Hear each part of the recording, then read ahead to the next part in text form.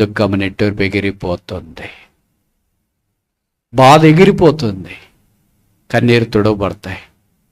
ప్రభుకు స్తోత్రాలు. ప్రకటన గ్రంథంలో రాయబడింది 21 అనుకుంటా, ఆయన వారి ప్రతి బాష్ప బిందువును తుడిచివే. మనము ఏడవటానికి అసంఖ్యాకమైన కారణాలు ఉన్నాయి. అది భౌతికమైనవి కావచ్చు, ఆత్మీయమైనవి కావచ్చు, వ్యక్తిగతమైనవి కావచ్చు, సంఘానికి సంబంధించింది కావచ్చు, ప్రపంచానికి, దేశానికి, మనకు రకరకాల కారణాలు కావచ్చు. మన ఏడుపు మానటానికి ఒకే ఒక కారణం. ఇప్పుడు మనం ఏడవలసిన అవసరం లేదు. అందుకనే ప్రభు అన్నాడు, ఉమ్మాను వాయి వీపేస్తా. ఏడుస్తూ ఇక్కడికి వచ్చారా? ఏడుస్తూ ఆన్లైన్లో జాయిన్ అయ్యారా? ఏం చేస్తాం బ్రదర్, మా ఆయన ఇలాగా, మా ఆవిడ ఇలాగా, మా సంఘం ఇలాగా, మా స్థానిక సేవకులు ఇలాగా, మా స్థానిక సంఘ పెద్దలు ఇలాగా, మా బోధకులు, మా కాపర్లు ఇలాగా, ఎన్ని రకాల ఏడుపుకు 1,00,000 కారణాలు ఉన్నాయి. అంటే యేసుప్రభు ఇచ్చే మాట ఏంటంటే, ఎందుకు ఏడుస్తున్నారు అంటే, యేసుప్రభుకి ఎందుకు ఏడుస్తారు తెలుసా? తెలియదా? తెలుసు. కానీ మన యొద్ద నుండి కారణం తెలుసుకోవాలని కోరుతున్నాను. ఎందుకు ఏడుస్తున్నారు? 5 రకాలైన వ్యక్తులకు తాను ప్రత్యక్షపరుచుకున్నాడు. అలాంటి వ్యక్తిలో మొదటి వ్యక్తిని గురించి మనం చూస్తాం. ఆమె పేరు మీ అందరికి బాగా పరిచయము. ఆమె పేరే మగ్దలేని మరియ. ఈ స్త్రీలో ఉన్న చాలా మంచి లక్షణాలు ఒక 5 మీ గమనానికి నేను తీసుకురావాలని కోరుతున్నాను. మొదటిది ఏమంటే, ఆమె ప్యాషన్, ఆసక్తి. యోహాను సువార్త 20వ అధ్యాయం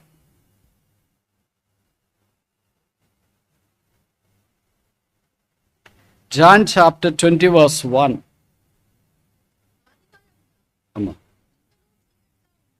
ఆదివారం ఇంకనూ చీకటిగా ఉన్నప్పుడు మగ్దలేని మరియ పెందల కడ సమాధి వద్దకు వచ్చాలండి. ప్యాషన్, ఆశ, ఆసక్తి. పెందల కడ స్కూల్కి కాదు, కాలేజీకి కాదు, పొలానికి కాదు, ఎక్కడికి? పుట్టినింటికి అసలే కాదు. పెందల కడ వాళ్ళు లేచినారంటే పుట్టినింటికి పోతారనే అర్థం అనుకుంటా సిస్టర్స్ అయితే. ఈమె పెందల కడ లేదు సమాధి దగ్గరికి. సమాధి దగ్గర పగలపూడి పోవాలంటేనే భయపడతారు.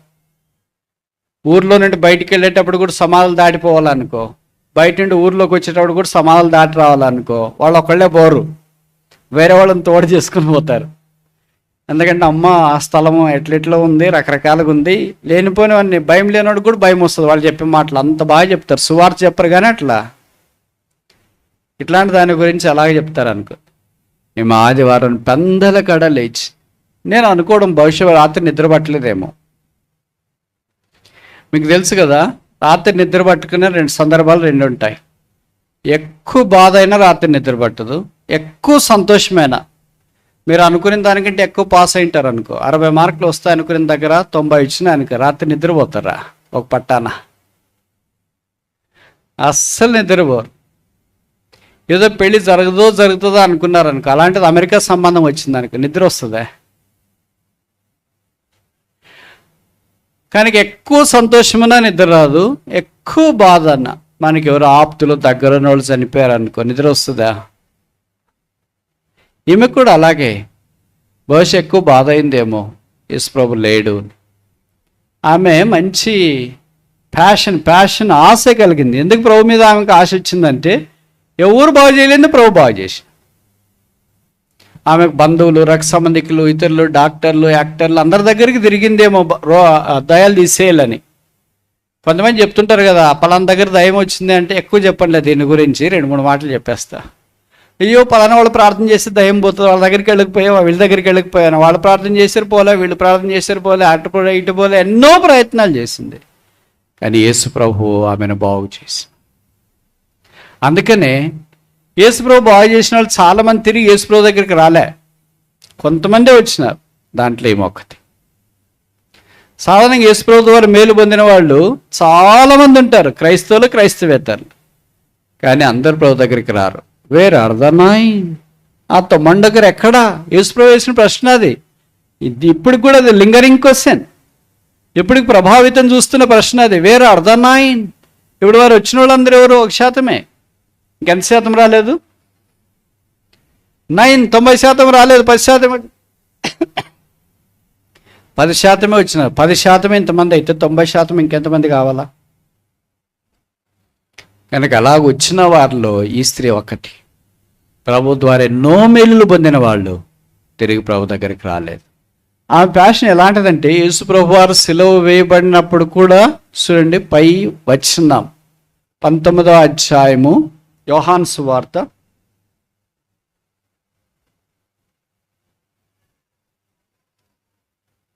25వ వచనం, 19:25. ఆయన తల్లియు ఆయన తల్లి సహోదరియు క్లోపా భార్య అయిన మరియు మగ్దలేని మరియయు. చాలు. ఎక్కడ? యేసు సిలువ యొద్ద నిలిచిన. ఆ సిలువ అనేది ఆ దినాల్లో చాలా కష్టమైన శిక్ష. ఆ సిలువ దగ్గర ఐడెంటిఫై చేసుకోవడం, ఇది మామూలు మన భాషలో చెప్పాలంటే, పాతకాలంలో చాలా ఏళ్ళ క్రితము ఇక్కడంతా అన్నోళ్ళు ఉంటారు కదా, మీకు తెలుసు కదా, వాళ్ళు ఎవడైనా పోలీసులకి వాళ్ళకి గొడవలు జరిగి వాళ్ళు ఎవరైనా చనిపోతే అన్నోళ్ళు ఊర్లో వాళ్ళైనా ఇది మాది కాదు శరీరం బాడీ అనేవాళ్ళు. తల్లిదండ్రులు కూడా తీసుకునేవాళ్ళు కాదు. ఎందుకంటే ఆ తర్వాత వాళ్ళకి సమస్యలు వస్తాయని. అంటే వాళ్ళతో ఐడెంటిఫై చేసుకునేవాళ్ళు కాదు. ఎందుకంటే ఇబ్బందులు. యేసు ప్రభు మీద కూడా రోమా ప్రభుత్వం నేరారోపణ చేసింది. అందుకని ఆయన సిలువ దగ్గర ఉంటే ఎన్ని ఇబ్బందులు అని మిగతా వారంతా పారిపోయారు. ఆమె అక్కడ నిలబడింది.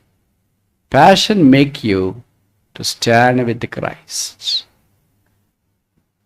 Passion make you to seek for Christ. ఆసక్తి యేసు ప్రభుతో నిలబడేటట్టు చేస్తుంది, యేసు ప్రభుని వెతికేటట్లు చేస్తుంది. నాకు తెలియదు ఈమె ఏం ఉద్యోగం చేస్తుందో, డాక్టరా, నర్సా, టీచరా, ఆయా. ఈమెకి ఎవరు సపోర్ట్ చేస్తున్నారంటే ఫైనాన్షియల్గా ఎవరైనా బంధువులు వీళ్ళు సపోర్ట్ చేస్తున్నారా కూడా బైబిల్ ఏం రాయలేదు దీని గురించి. మరి ఖాళీ సమయంలో పని చేసుకుని మిగతా సమయం అంతా కేటాయించుకొని వచ్చిందేమో తెలియదు. బహుశా దయ్యాలు పట్టినా కనుక పెళ్ళి కూడా ఎవరు చేసుకుని ఉండరు. అది కూడా అడ్వాంటేజ్. ఎందుకంటే ప్రభుని ఇంకా ఎక్కువ సేవించడానికి అటాచ్మెంట్ లేకుండా all detached from the world, attached to Christ. వీటన్నిటి మధ్యలో యేసుక్రీస్తు ప్రభు కొరికే జీవించడానికి ఇష్టపడి. కనుక మొదటిది ఉమెన్ ఆఫ్ ప్యాషన్, ప్రభు అంటే ఆసక్తి కలిగిన స్త్రీ. చీకటైనా సిలువైనా ఒకే ఆసక్తి, శుక్రవారం అయినా ఒకే ఆసక్తే, ఆదివారం అయినా ఒకే ఆసక్తి. మనకు ఆసక్తి మారుతుంది కదా, మారుతుందా మారదా? నేను ఖచ్చితంగా చెప్పగలను, ఆదివారం ఉండే ఆసక్తి వారమంతా ఉండేవాళ్ళు చేయొద్దండి. ఎత్తిన చేతులన్నీ అబద్ధాలు. ఉండదు అట్లా. We are dynamic people. మీకు తెలియదు అనుకుంటా, చాలా సైకలాజికల్ ప్రాబ్లమ్స్. 3 స్వింగ్స్ అంట. అంటే 3 మారుతుంది. కొంతమందిని అంటాం కదా, మందిరికి రండి బ్రదర్ అంటే ఇప్పుడే వచ్చేస్తా అంటాడు.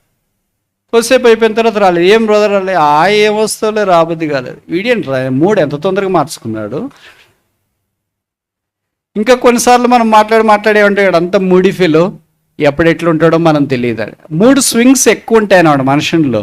మనకు హార్మోన్స్ ఉంటాయి కదా, అవన్నీ ఎక్కువ ప్రభావితం చేస్తాయి. కొంతమంది దాన్ని కంట్రోల్లో పెట్టుకుంటారు, కొంతమంది కంట్రోల్లో పెట్టుకోలేరు. ఇప్పుడు 3 స్వింగ్స్ కంట్రోల్లో ఉన్న వాళ్ళు చేసిన తీర్మానం మీద నిలబడతారు.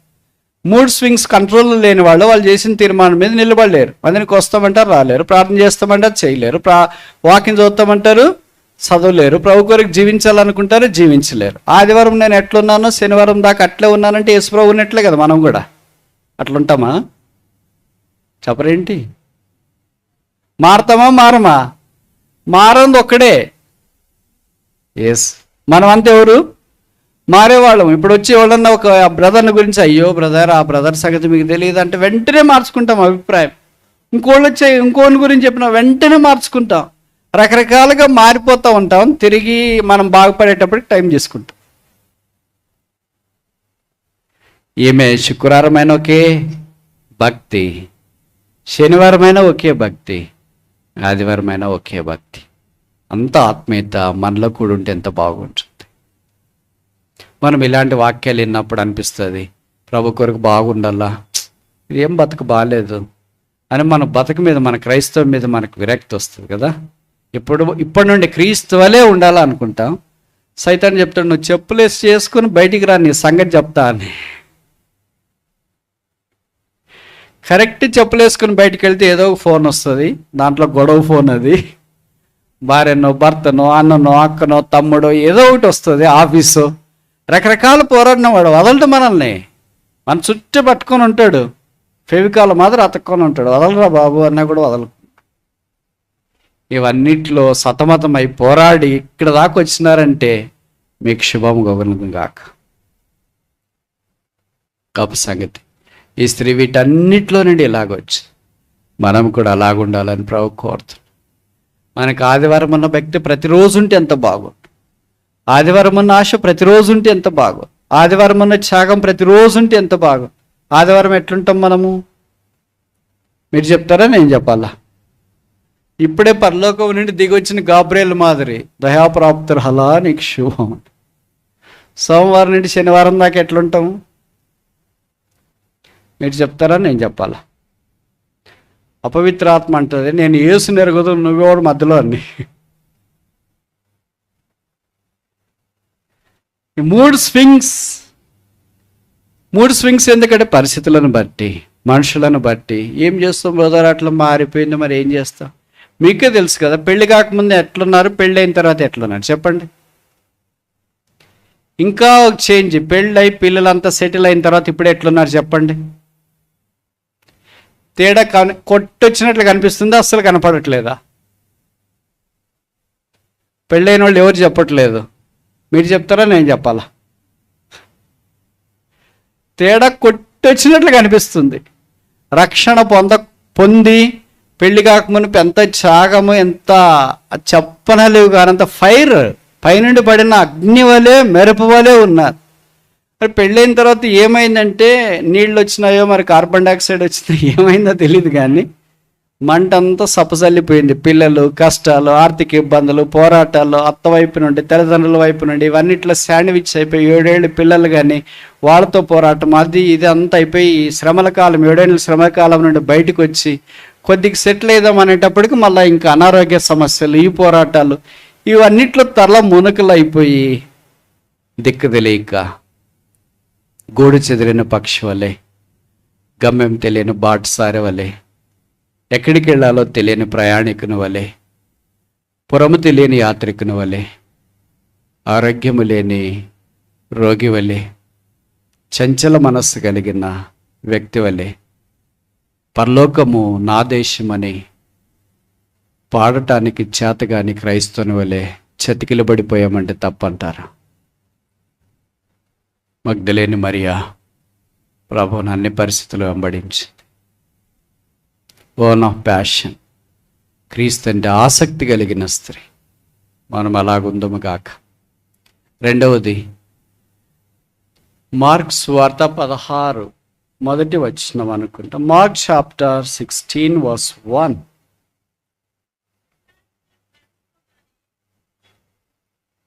చదవండి. విశ్రాంతి దినము గడిచిపోగానే మగ్దలేని మరియయు, యాకోబు తల్లి అయిన మరియయు, సలోమియ వచ్చి ఆయనకు పూయవలనని సుగంధ ద్రవ్యములను కొనిరి. ఉమెన్ ఆఫ్ ప్రిపరేషన్, సిద్ధపాటు కలిగిన స్త్రీ. ఊరికి వచ్చింది తీసుకుందామని తీసుకోలే. షీ ఇన్వెస్టెడ్ సమ్ ప్రైస్, కొంత వెల చెల్లించింది. ఉమెన్ ఆఫ్ ప్రైస్, వెల చెల్లించే వ్యక్తి, సిద్ధపాటు కలిగిన స్త్రీ. సిద్ధపాటు invites always price, preparation involves price. Where there is no price there is no preparation. అంటే వెల క్రయం లేకుండా సిద్ధపాటు లేదు. ఇప్పుడు చూడండి, మీరు పిల్లల పరీక్షలకి సిద్ధపడుతుంటారు కదా, వాడు ఏం క్రయం చెల్లించరా? క్రయం అంటే డబ్బులే కాదు, నిద్ర తగ్గించుకోవాలి కదా, కొన్ని ఆశలు తగ్గించుకోవాలి కదా, కొంత భోజనం తినేది కూడా తగ్గించుకోవాలి కదా. ఇలాంటి చాలా క్రయం చెల్లించాల్సి వస్తుంది. వాడికి చాలా ఆకర్షణీయంగా ఉంటుంది, ఏసీ, ఫ్యాను, టీలు అన్నీ పెట్టి, అయినా తగ్గించుకోవాలా. అట్లాంటప్పుడే లవ్ ఫీస్ట్లు అవి జరుగుతుంటాయి, చికెన్లు, మటన్లు అన్నీ. వాళ్ళమ్మ నాన్న వద్దంటుంటారు. ఇవన్నీ పోరాటాలు. అంటే ఒక పని చేయటానికి ఒక ప్రిపరేషన్ కొరకు కొంచెం తగ్గించుకో. మీలో కొంతమంది పెళ్లి కానోళ్ళు కూడా ఉన్నారు కదా, ఉన్నారా లేదా? మీకు పెళ్ళి ఫిక్స్ అయింది అనుకోండి, మీరు సిద్ధపడతారా లేదా? ఎట్లా సిద్ధపడతారు? కొనే సంగతి నేను చెప్పట్లేదు. మీ శరీరానికి సంబంధించి మీరు కొద్దిగా లావు ఉన్నారని, ఇప్పుడు ఏం చేస్తారు? డైట్ కంట్రోల్ అంట. ఇది తినకూడదు, ఎక్కువసేపు పడుకోకూడదు, ఇద్దాకూడదు, ఇవన్నీ చేస్తూనే ఉంటారు. తీరా పెళ్ళి అయ్యేటప్పటికి లావు అయి ఉంటారు. Diet control. సో భౌతికంగా కొంత క్రైమ్ చెల్లిస్తాం, కొంత సిద్ధపాటికి పరీక్షలకు కానీ పెళ్ళిళ్ళకి కానీ ఇంక దేనికైనా కానీ. అలాగే క్రీస్తుని వెంబడించడానికి కూడా కొంత క్రైమ్, కొంత సిద్ధపాటు అవసరం. యేసు ప్రభువారు సమాధిలో ఉంచబడ్డాడని తెలిసిన తర్వాత ఈ స్త్రీలు బహుశా శనివారం వెళ్ళి సుగంధ ద్రవ్యాలు అన్నీ తీసుకుని వచ్చినారు. సమాధి దగ్గరికి వెళ్తాం కదా, కానీ వాసన వస్తుందేమో, అందుకని సుగంధ ద్రవ్యాలన్నీ ఉంటే మంచిది కదా అని. సుగంధ ద్రవ్యాలు అంటే మన మాత్రం చెట్లు తెచ్చుకుంటారని నేను అనుకోను. వాళ్ళు బోళము, సాంబ్రాణి ఇలా నేచురల్గా తెస్తారు. మన మాత్రం ఆర్టిఫిషియల్ కాదు, నేచురల్గా తీసుకుని వచ్చి దాన్ని ఒక పౌడర్ మాదిరి బహుశా తయారు చేసి తీసుకెళ్ళి సమాధి దగ్గర అర్పించాలని అనుకున్నారేమో, మనకు తెలియదు. వారు కొంత క్రైమ్ చెల్లించేవారు. Oommen of preparation. మనకు ప్రభు అంటే ఏమైనా సిద్ధపాటు ఉందా? ప్రభు వస్తున్నాడంటే ఏమైనా సిద్ధపాటు ఉందా? ప్రభు మందిరానికి వెళ్తున్నామంటే సిద్ధపాటు ఉందా? ప్రభు పనులు అంటే ఏమైనా సిద్ధపాటు ఉందా? If the hearts are not prepared, we do not receive anything from him. మన హృదయాలు సిద్ధపాటు లేకపోతే మనం ఏం పొందలేం. మీరు చూడండి, ఒక విద్యార్థి సిద్ధపడకుండా పరీక్షలకు పోతే పాస్ అవుతాడా, ఫెయిల్ అవుతాడా? ఏమవుతారు? ఫెయిల్ అయిన వాళ్ళు చెప్పండి. అదే సిద్ధపాటు కలిగిన వ్యక్తి పరీక్ష అంటే అంత భయమేం అనిపించదు. కొద్దిగా ఉంటుంది ఎక్కడో ఒక మూలకి విస్మంతా, కానీ సిద్ధపాటు ధైర్యం ఉండేటట్టు చేస్తుంది. మనం ప్రభువు రాబోతున్నాడు, ఇదిగో నేను త్వరగా వచ్చున్నాను, సిద్ధంగా ఉన్నాడు. భౌతికమైన సిద్ధపాటు మనకు చాలా కలిగి ఉంది. ప్రధానికి సిద్ధపడతా. రేపు ఏం వంటలు చేసుకోవాలి ఈరోజే ప్లాన్ చేసి సిద్ధపడతా. నెక్స్ట్ ఇయర్ కాలేజీకి ఎక్కడికి వెళ్ళాలా, లేదా ఏ కోర్స్ చదువుకోవాలా, లేదా పొలంలో ఏం పంటలు వేయాలా, లేదా ఏ పని చేసుకోవాలని అన్నీ సిద్ధపడతా. భౌతికమైన దానికి మన సిద్ధపాటు చాలా ఉంటుంది, ఆత్మీయమైన దానికి మన సిద్ధపాటు చాలా తక్కువ. ఈ స్త్రీ సిద్ధపాటు కలిగింది. మనం కూడా అలాంటి ప్రభు కొరకు సిద్ధపాటు క్రైమ్ అవసరం. మూడోది చూస్తామా? యోహాను సువార్త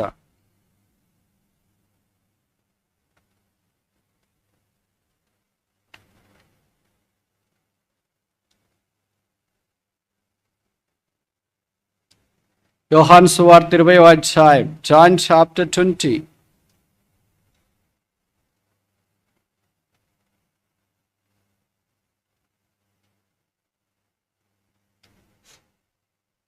ఇరవయో అధ్యాయం 2వ వచనం.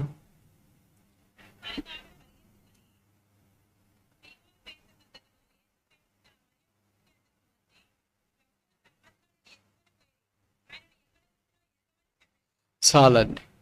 పరిగెత్తుకొని మీరు ఊహించండి, ఒక పిల్లోడు ఇక్కడ పరిగెత్తున్నాడు అనుకోండి, మీరు వింతకు చూస్తారా? చూడరా? ఒక స్త్రీ పరిగెత్తుంది అనుకోండి, 40 ఏళ్ళో 30 ఏళ్ళ ఆమె, ఎలాగ చూస్తారు? రెండే చూస్తారు. ఏమని? ఈమెకి దయమన్నా పట్టిండాలా? మీకు తెలుసు కదా, తెలంగాణలో ఎక్కువ ఉంటుంది. లేకపోతే ఏమన్నా జరగకూడదన్నా ఏమన్నా జరిగిందేమో, అందుకే పరిగెత్తుందేమో అని అనుకుంటా. పరిగెత్తి ప్రభు పని కొరకాయి ఆమె పరిగెత్తే మనిషి. ఎలాగ పరిగెత్తుందంటే, బహుశా ఎంత ఆసక్తి ఉందంటే, ప్రభువును ఎవరో ఎత్తుకుని పోయినారేమో, కనపడట్లేదా ఆయన అని ఆమె పరిగెత్తుకొని వెళుతుంది. ఉమ్మనో పైచి భక్తి కలిగిన స్త్రీ. అబ్రహాము 3 వ్యక్తుల్ని ఆదికాండం 18వ అధ్యాయంలో గుడారం దగ్గర కూర్చున్నప్పుడు చూసి ఏం చేశాడు? పరిగెత్తిపోయాడు. అబ్రహాం వయసు అప్పటికి ఎంత? దాదాపు 99 సంవత్సరం. 99 సంవత్సరాలకు మనం అంటే అసలు ఉండమనుకో, అది వేరే విషయం. దాంట్లో కనీసం మనం సగమనే వేసుకుందాం, 50 ఏళ్ళకని వేసుకుందాం. 50 ఏళ్ళకి మనం పరిగెత్తామా? కూర్చుంటే లేలేం, లేస్తే కూర్చోలేం. ఎవడన్నా చెప్పినారు రమ్మని వస్తే, లేకపోతే నాకు షుగర్ ఎక్కువైంది అని చెప్పి. అంటే మనిషి శారీరకంగా పరిగెత్తాలని నేను చెప్పట్లేదు, ఆత్మలో ఆశ ఉండాలి, ఆ తృష్ణ ఉండాలి. మనము పరిగెత్తి చేయకపోయినా చేసేవారికైనా అలా ప్రోత్సాహం ఇవ్వాలి. చేసేవారిని కూడా చేయని వాళ్ళు కొంతమంది ఉంటారు, వాళ్ళు చేయరు, వేరే వాళ్ళని కూడా చేయలేరు. వీళ్ళెవరు? పరిసయ్యులు. వాళ్ళు పోరు, వేరే వాళ్ళు పోనీరు. వాళ్ళు ఆత్మీయంగా ఉండరు, వేరే వాళ్ళని ఆత్మీయంగా ఉండరు. వాళ్ళు దైవభక్తి కలిగి ఉండరు, వేరే వాళ్ళు కూడా దైవభక్తి కలిగి ఉండరు. ఈమె పరిగెత్తి వచ్చి యేసు ప్రభుని ఎవరో ఎత్తుకునే, క్రీస్తు కొరకే మనం పరిగెత్తగలమా? ఆయన పరిచర్య కొరకు, ఆయన కార్యము కొరకు, ఆయన వర్తమానము కొరకు పరిగెత్తిపోయిన వారు ఆయన గురించి చెప్పగలరు, బోధించగలరు, మాట్లాడగలరు. 4వ చూస్తామా? యోహాను సువార్త 20వ అధ్యాయం 11వ వచనం. యోహాను 20:11.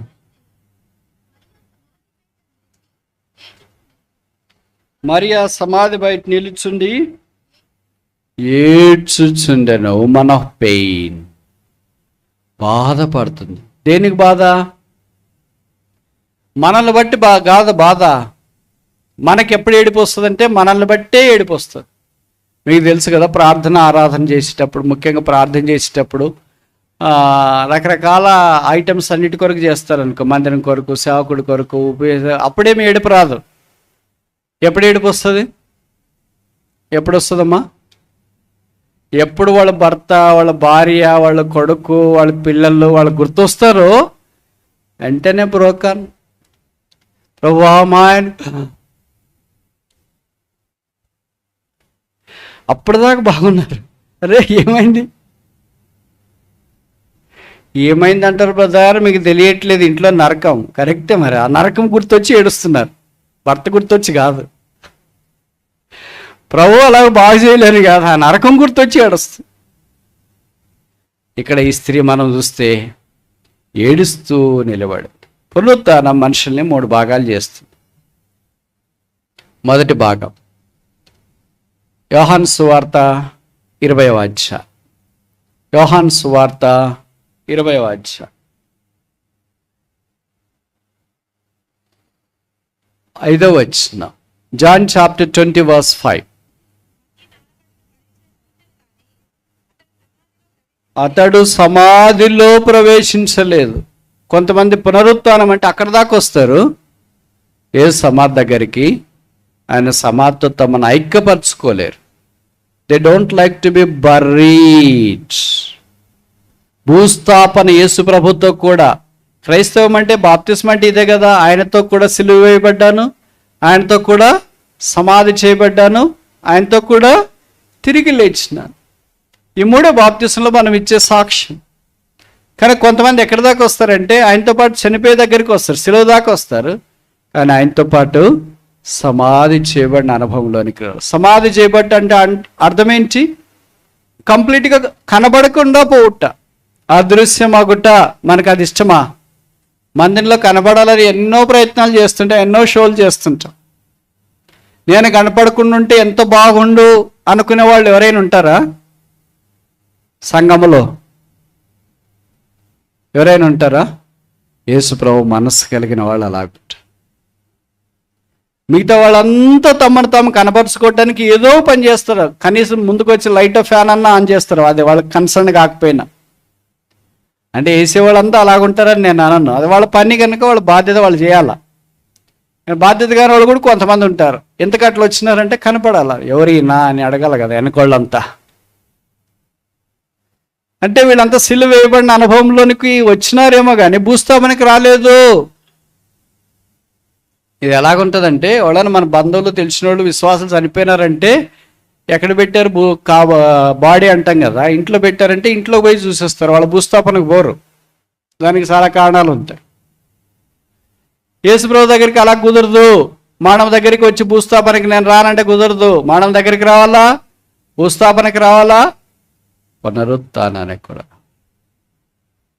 ఇప్పుడు ఈ శిష్యుడు ఆడదాకే వచ్చినాడు, లోపలికి వెళ్ళలేదు. రెండో రకం యోహాను సువార్త 20వ అధ్యాయం.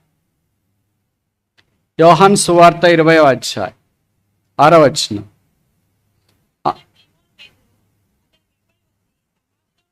చాలు.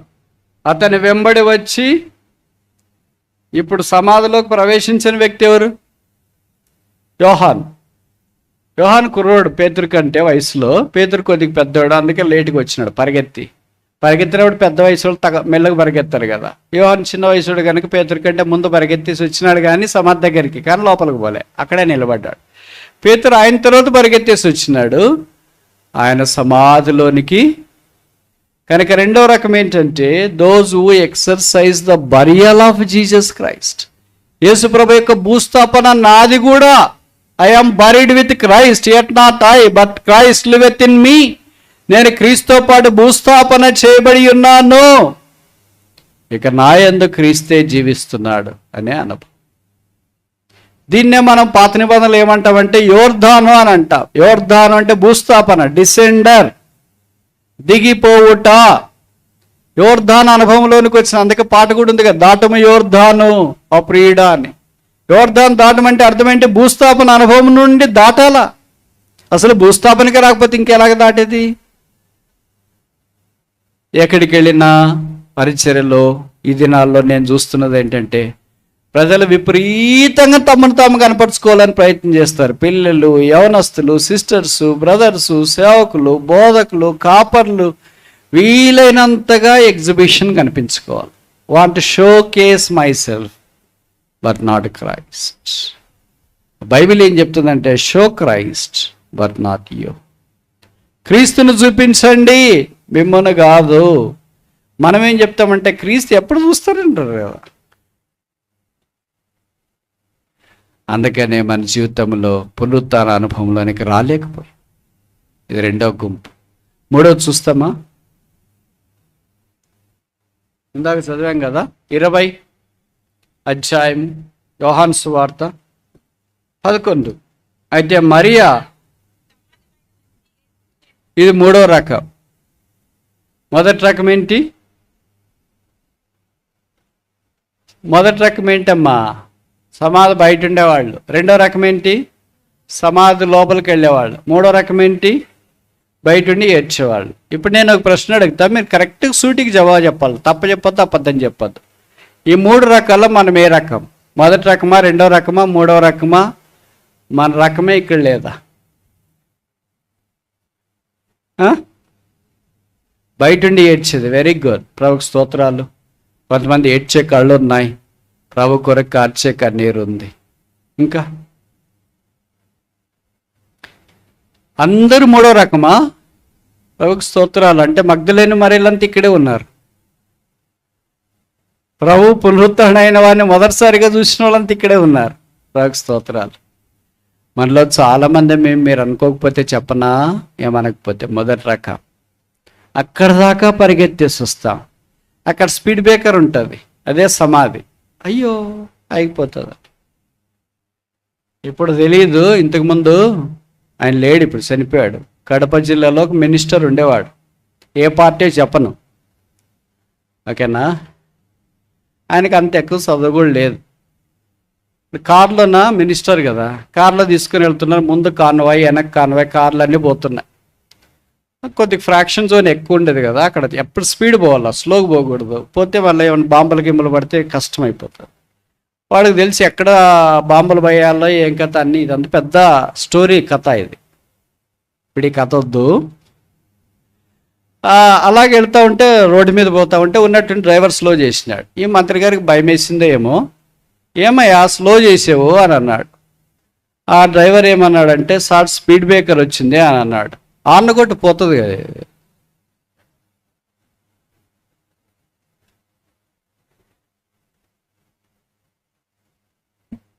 ఏమన్నాడు తెలుసా? ఆన్న కొట్టి పోతుంది అంటే స్పీడ్ బ్రేకర్ అంటే కూడా అవగాహన లేని వాళ్ళు కొంతమంది గొప్ప నాయకులు అవుతారు అట్లా. అంటే బహుశా ఆయనకు భయం వేస్తుండొచ్చేమో, మళ్ళీ ఏదన్నా జరగకూడదు జరుగుతుందేమో అని. ఇక్కడ విషయం ఏంటంటే, దూరం చాలా స్పీడ్గా వచ్చినారు. స్పీడ్ బ్రేకర్ ఉంది. ఏంటి స్పీడ్ బ్రేకరు? సమాధి. ఆ సమాధి స్పీడ్ బ్రేకర్. మనం కూడా చాలా దూరంగా, సార్ రండి బ్రదర్, కూర్చుండా. అయ్యో ఇప్పుడు బరియల్ ఉంది బ్రదర్, భూస్థాపన కనపడకూడదు, ఏసే కనపడాలా. అయ్యో మేము కనపడాలనుకుని ఫుల్ పైనుండి కింద దాకా అంత ప్రిపేర్ అయ్యి వచ్చేమో. భూస్థాపన is one thing nobody likes. మనకి ఇష్టం ఉండదు. ఇప్పుడు ఈ 3 గుంపుల్లో మరియమ్మది అంటే మగ్దలేని మరేది ఏడుస్తూ నిలబడేది, ఉమెన్ ఆఫ్ పెయిన్, బాధ. మీకు తెలుసో తెలీదు, యేసు ప్రభు సిలువ వేయబడే సమయంలో కూడా ఏడుస్తూ ఉన్నారు. అందుకే యేసు ప్రభు అన్నాడు,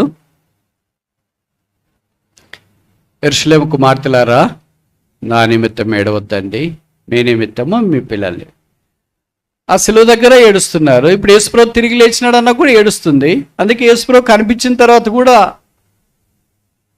మీకు తెలుసు కదా, యేసుప్రభు వారు సిలువలో పలికిన 7 మాటలు తెలుసా తెలియదా? తెలుసు. గుర్తు లేకపోయినా తెలుసు. అలాగే యేసుప్రభు వారు పునరుత్థానం తర్వాత పలికిన మొదటి 7 మాటలు తెలుసా? యేసుప్రభు వారు పునరుత్థానమైన వెంటనే పలికిన మొదటి 7 మాటలు తెలుసా? నాకు తెలిసి మీకు తెలియదు. అట్లాంటివి ఉంటాయనేది కూడా మీకు తెలిసి ఉండదు. నేను చెప్పనా? అన్ని 7 మాటలు చెప్పను. మళ్ళీ ఈయన ఇప్పుడు చెప్పడానికి టైం అయిపోయింది. 7 మాటలు చెప్తే ఇంకెంత టైం అవుతుందో అనుకోవద్దండి. మొదటి మాట, అమ్మా ఎందుకు ఏడ్చుచున్నావు? Woman why వీపెస్తావు? పునరుత్థానం అయిన తర్వాత ఇంకేడుపు లేదు. అప్పటిదాకా మనం సమాధిని చూసి ఏడ్చినాం. శ్మశానం చూస్తే ఎవరికైనా ఏడుపు వస్తుంది. అందుకే ఎంత కరడగట్టిన వాళ్ళైనా వాళ్ళు మనకేమీ దగ్గర బంధువులు కాదు అనుకో, దూరం వాళ్ళు అనుకో, మనం ఆ వాళ్ళ సమాధి కార్యక్రమం దగ్గరికి వెళ్ళి దగ్గర వాళ్ళంతా బాధపడి ఏడుస్తూ ఉంటే మనకు తెలియకుండానే జరిగిపోతుంది. ఏంటి? వాళ్ళే మనకు బంధువులు కాదు, స్నేహితులు కాదు, ఇరుగు పొరుగు కాదు, పరిచయస్తులు కాదు. మరి హ్యూమన్ అటాచ్మెంట్ ఎలాంటిదంటే పక్కన వాళ్ళంతా ఏడుస్తున్నారు కదా, అందుకనే మనకు కూడా తెలియకుండా అయ్యో అలాంటి వ్యక్తిని మనం మిస్ అయిపోయామేంటి అని మనకు తెలియకుండానే బాధ వస్తుంది. ఇప్పుడు ఏడిపోయింది, యేసు తిరిగి లేచినాడు. ఇప్పుడు మనం ఏడవలసిన అవసరం లేదు. అందుకనే ప్రభు అన్నాడు, ఉమన్ వై వీపేస్తా? ఏడుస్తూ ఇక్కడికి వచ్చారా?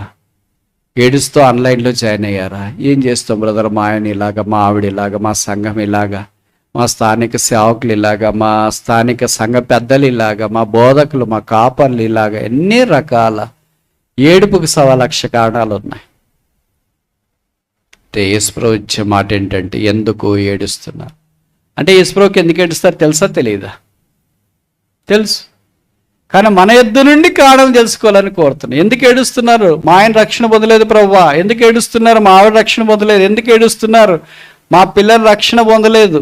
ఇది బహుశా మనం చాలా అరుదుగా చెప్పే కారణం. ఎందుకు ఏడుస్తున్నారు? మా పిల్లలు సెటిల్ కాలేదు, చదువుకోలేదు, ఉద్యోగాలు రాలేదు, పెళ్లి కాలేదు, లేదా పిల్లలు కాలేదు. ఇవన్నీ మనకు కారణాలు.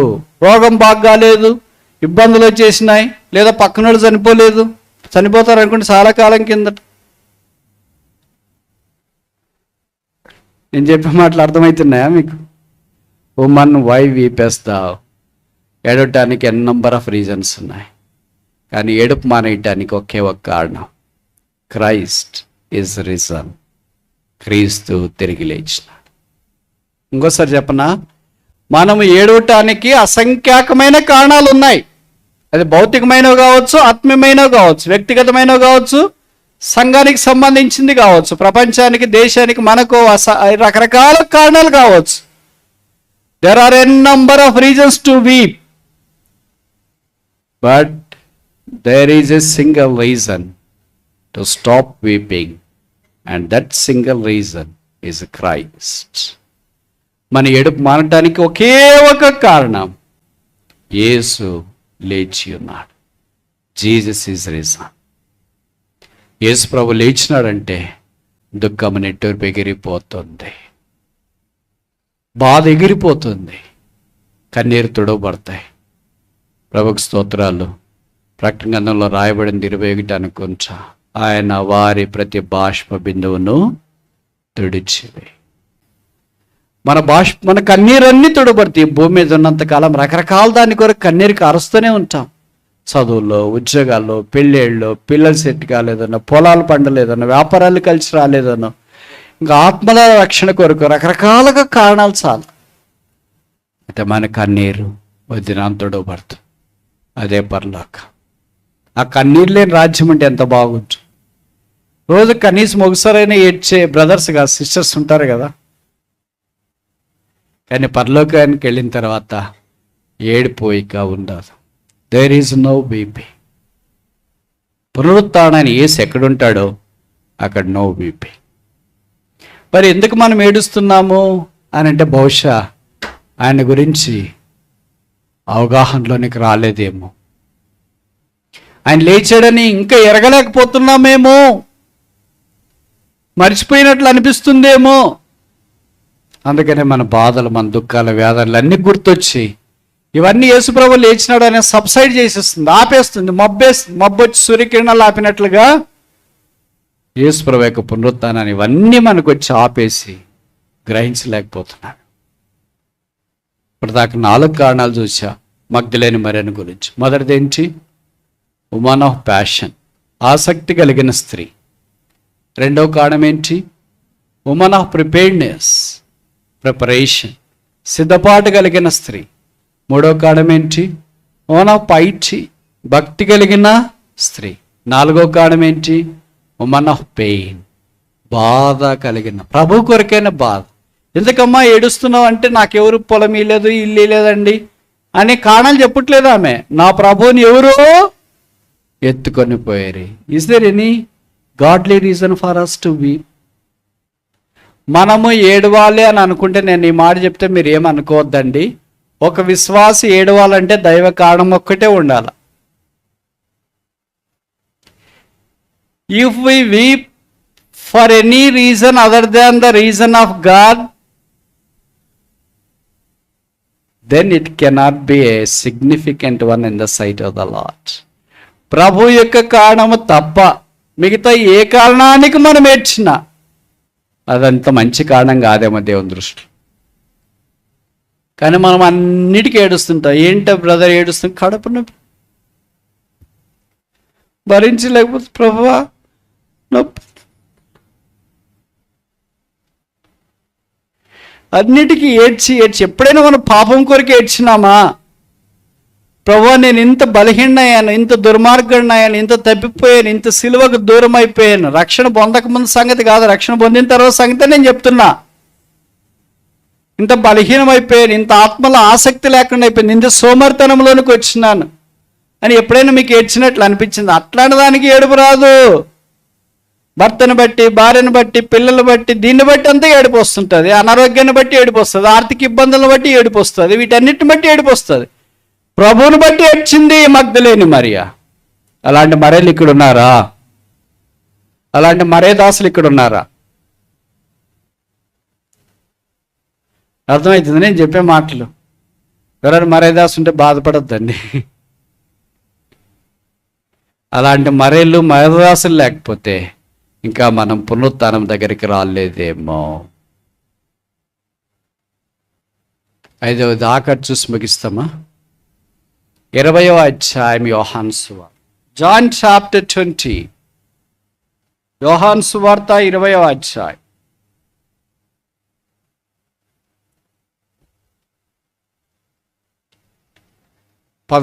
verse 18. మగ్దలేని మరియ వచ్చి, నేను ప్రభువుని చూచి తిని, ఆయన నాతో ఈ మాటలు చెప్పినని శిష్యులకు. శిష్యులు ఎక్కడా? ఈమె ఎక్కడా? వాళ్ళు అపోస్తలులు, ప్రభుతో నడిచిన వాళ్ళు, సముద్రం మీద నడిచిన వాళ్ళు కూడా ఉన్నారు, రోగాలు బాగా చేసిన వాళ్ళు కూడా ఉన్నారు, ప్రభు యొక్క నామాన్ని బట్టి అద్భుతాలు చేసిన వాళ్ళు ఉన్నారు. వాళ్ళకి వచ్చి చెప్పింది ఏమి? అందుకే 119వ కీర్తనకాడు అంటాడు కదా, నా బోధకులు మించిన జ్ఞానం ఉంది, ఎందుకంటే నీ ధర్మశాస్త్రం నేను ప్రేమిస్తున్నా. నా ఉపదేశకుల మించి జ్ఞానం ఉంది, ఎందుకంటే నీ వాక్యము నాకు మేలుగా కానీ యేసుక్రీస్తు ప్రభు వారిని చూచిన అనుభవంలోనికి వచ్చిన వాళ్ళు ఇలాంటి అనుభవంలోనికి రాగలరు. ఎలాంటి అనుభవము? వారి యొక్క ఆధ్యాత్మిక సంగతి ప్రభువుతో ఉన్న అనుభవాన్ని ఇతరులతో పంచుకోగలరు. దీనికి ఏం పేరు పెడదాం? మీరు చెప్తారా, నేను చెప్పాలా? మీరు ఆలోచిస్తారేమో ఒక నిమిషం అన్నా అని. ఇప్పటిదాకా 4 పేర్లు పెట్టాం కదా, దీనికి ఏం పేరు పెడదాం? ఇవన్నీ మనం అనుకునేది, పేరు పెట్టుకునేది. పేరు ఎందుకు అలాగ పెడుతున్నాం అంటే గుర్తుండటానికి.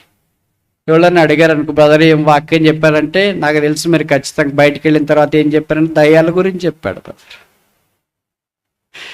పునరుత్థానం అంతా మర్చిపోయినారు.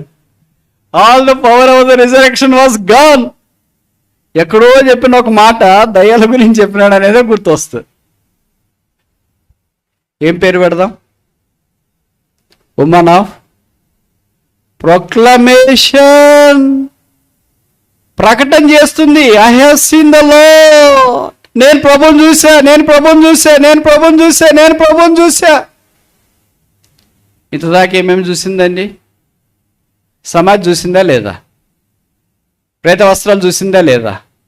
దేవతలు ఉండేది చూసిందా లేదా? ఖాళీ సమాధి చూసిందా లేదా? తోటమాల అనుకునిందా లేదా? మరి ఇవన్నీ చూసినానని చెప్పట్లేదేంటి? ఇవన్నీ యేసుప్రభుని చూసిన వెంటనే సర్పాస్ అయిపోయినాయి.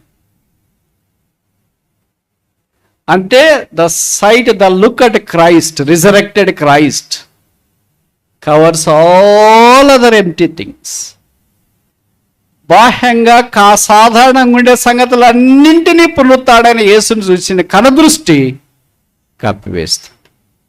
అలాగే మన బాధ, మన ఖాళీ సమాధి, మన వేదన, మన కృంగుదల, మన అవమానం, మన కన్నీరు, ఇవన్నీ ఒక్కసారి ప్రభువుని చూస్తే I have seen the Lord, నేను ప్రభువుని చూచింది.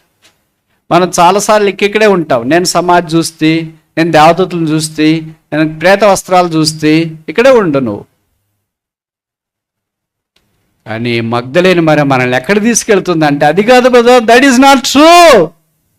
అది చూడాల్సిందే, అది ఉండాల్సిందే, అది అనుభవమే. కానీ క్లైమాక్స్ ఏంటంటే I have seen the Lord, నేను ప్రభువును చూచితిని. There is no glorious sight as that of seeing a resurrected Christ and the rising of the sun in the early hours by the world's most despised women. సమాజంలో నిరాకరించబడి 7 దయ్యాలు పట్టిన స్త్రీ పునరుత్థాడని యేసును ఆ సూర్యోదయ దినాన తెల్లవారుజామున చూసిన దృశ్యానికి సాటైన దృశ్యం ఏమైనా ఉందంటారా? మన కళ్ళల్లో ఏ దృశ్యాలు కనిపిస్తున్నాయి? యేసు దృశ్యం కనిపిస్తే ఎంత బాగుండు.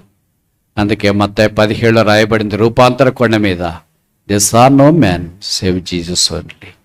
వారు యేసును తప్ప మరి ఏమీ కనబడలేదు. యేసుప్రభు ఒక్కడే మనకు కనిపిస్తే, యేసుప్రభు ఒక్కడే మనకు ప్రత్యక్షమైతే, యేసుప్రభు ఒక్కడే మనతో మాట్లాడితే మన కన్నీళ్లు తొడవబడతాయి. మన యొక్క బలహీనత బలం వస్తుంది. ఒక స్త్రీ ఇప్పుడు గొప్ప సైన్యంగా మార్చబడుతుంది. ప్రభువుని చూసినాడు ఎలాగుంటాడు తెలుసా? ఇప్పుడు పేతురు, నేను ఇందాక చెప్పాను కదా, పేతురు సమాధిలోనికి వెళ్ళి ప్రవేశించి సమాధి అనుభవం గుండా వచ్చి ప్రభువుని చూసిన తర్వాత పేతురు కూడా ప్రభువుని చూసినాడు. శిష్యులకు ప్రభు ప్రత్యక్షపరుచుకున్నాడు. అపోస్తుల కార్యాలకు వస్తే వాళ్ళు భూమిని తలకిందలు చేసేవాళ్ళు. They became men who makes the world upside down.